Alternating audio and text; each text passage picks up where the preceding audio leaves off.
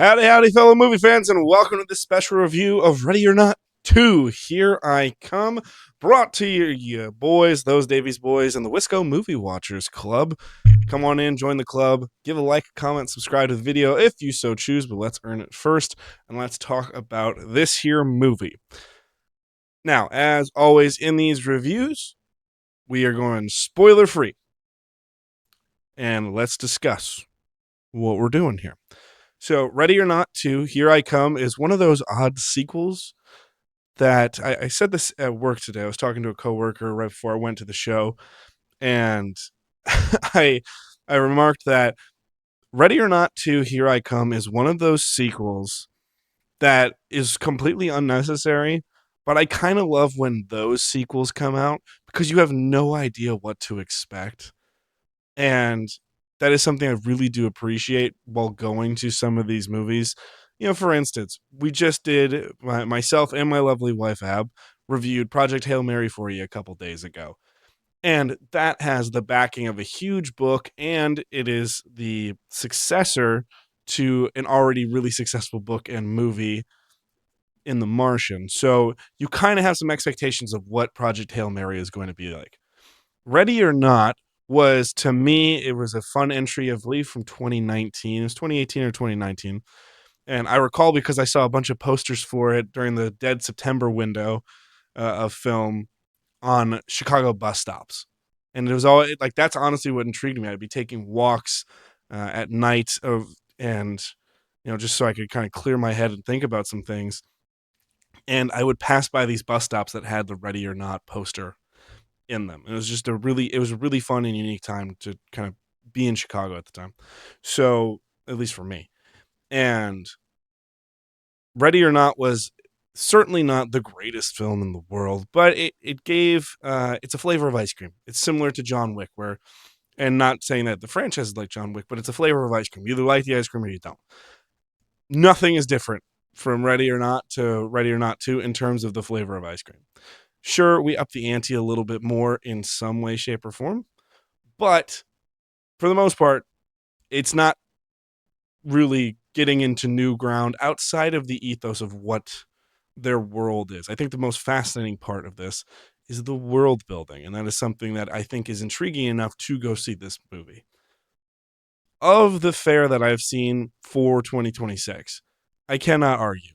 Although I do like this flavor of ice cream, this is probably the weakest film I've seen of the year thus far. There have been a few movies that I have missed. However, in saying that, I do not think this is a bad movie. But I do think this is for the vast majority of the audience, this is a straight down the pipe, average to above average movie for many people. I personally enjoy this. I really enjoy the cast. I think Samara Weaving is underutilized in a lot of work. I really like Catherine Newton. If you've seen the review, it's actually one of my favorite shows we've ever done. It was kind of the start of this channel in a way, in terms of where we are now, talking about Lisa Frankenstein, which is which I think hopefully gets some cult classic status because I absolutely adore Lisa Frankenstein. Stars Catherine Newton, who's another part of Ready or Not 2, Here I Come. And she's yet another young actress where it just doesn't seem like she can find her niche to continue to have continued success. I think she is kind of now in this. She plays horror comedy. That's what she does. And as someone who's a huge horror comedy fan, I love her. I think she's great.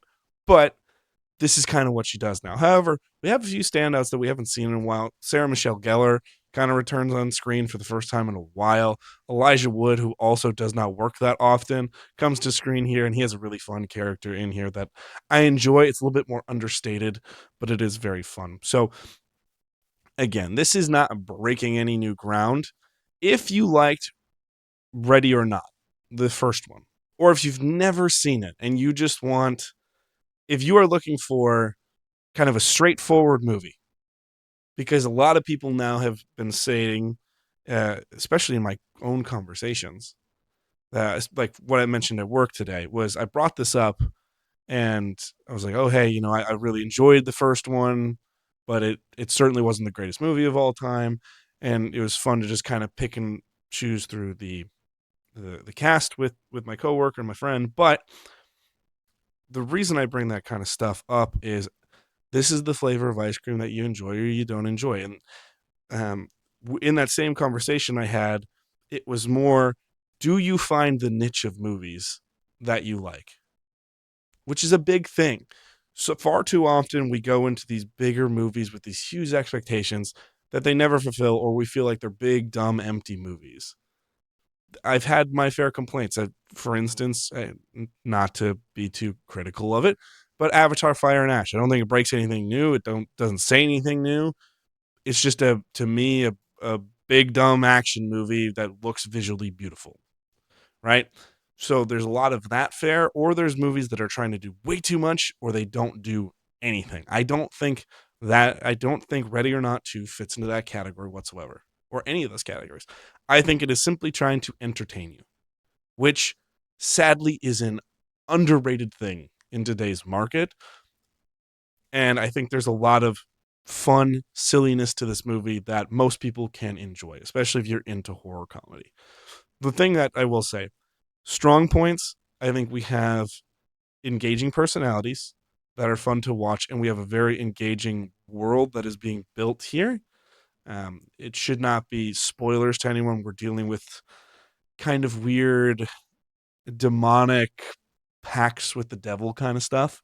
So it is a very interesting vibe there, especially if you like that stuff. I think you will enjoy parts of this movie quite a bit.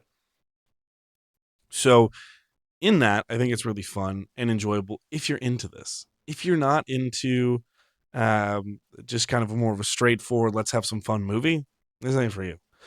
The other thing I will say in terms of weaknesses here, I don't know if they find their tone very well, because I think there's times you're supposed to take it more seriously, and I personally did not.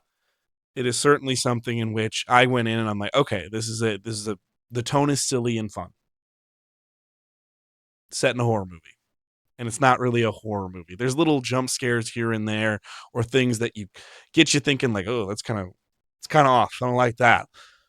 But overall, this is played for comedy and for laughs and just general audience enjoyment. There was plenty of chuckles in the crowd for both good and bad reasons in my showing, and it was also very fun being in the showing. And why we maybe had a tenth of the theater full, maybe. And I get it. It's Thursday opening night. Also, you're competing against Project Hail Mary, which is a really anticipated movie for a lot of people, and ironically in a low key way. But we had maybe a tenth of the theater full in my showing, and I was maybe one of two men in that audience, probably one, and that's irrelevant. It just kind of shows who the audience that is going to these kinds of movies are. And I think a lot of people think this is like, oh my God, like in a classical sense of viewing this movie, a lot of people would go, oh, there's two young, attractive blonde girls and there's a bunch of action. This is tailor made from them. And the audience that I was with says completely differently. And I would agree. I don't think this is traditional male fare.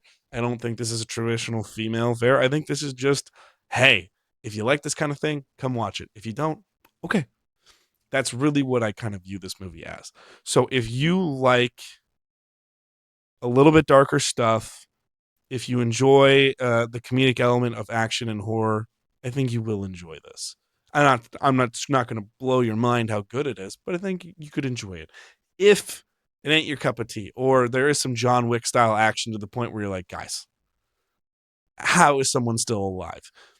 If that's not your cup of tea, or horror comedy isn't your cup of tea, this isn't going to be the movie for you. And that's A-okay.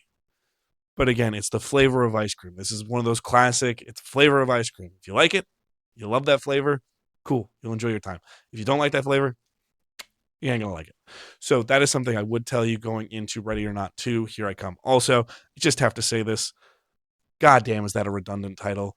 And it bothers me because they clearly changed it in post, because they don't use Ready or Not 2, Here I Come, in the title sequence.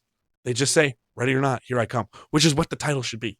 It's either Ready or Not 2 or Ready or Not, Here I Come, not Ready or Not 2, Here I Come. So that's just a very nitpicky thing, but it shows a lack of coherence in my mind. So that is something, get your P's and Q's correct, get the title right, do some things right. That's another grievance I would have about it. Nothing acting wise is over the top in a great way. I think there's just fun performances. There's some fun characters that you may enjoy.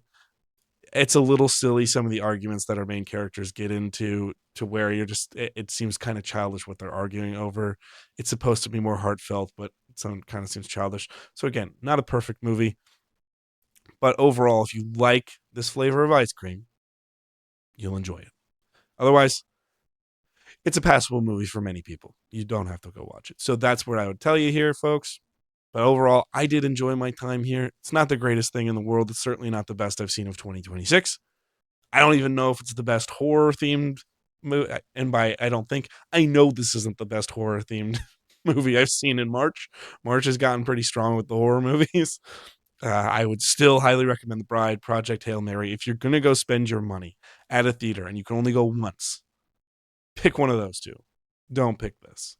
But if this is if this is, the kind of genre you like and the kind of tone you like, I think you will really enjoy it. So have that at which you will. Go see this movie any way you wish and have a grand old time. And keep joining the club. Come on over to us, the Wisco Movie Watchers Club. You can find our podcast, Wisco Movie Watchers Podcast, on our YouTube channel and Spotify, which is Those Davies Boys. And we got plenty of great content.